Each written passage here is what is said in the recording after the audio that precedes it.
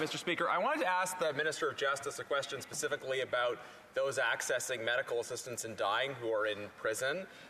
This is a concern, obviously, those who are wrongfully convicted, and others may sadly be in a situation where they're pursuing this.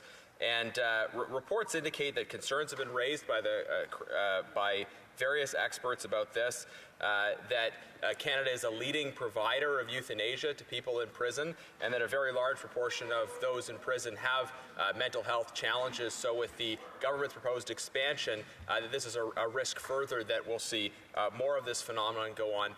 Does the Minister of Justice think this is appropriate when people in prison are going this direction?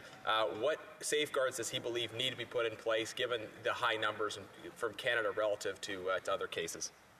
The Honourable Minister of Justice and Attorney General. Thank you, Mr. Speaker. I appreciate that this question is on another file.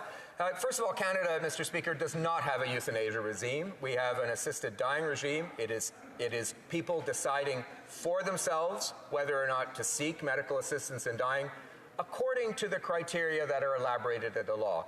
And, Mr. Speaker, this criteria applies whether one is in prison or not in prison, and one has to fall within the parameters of those criteria in order to be able to seek a medical assistance in dying. It is not a euthanasia regime.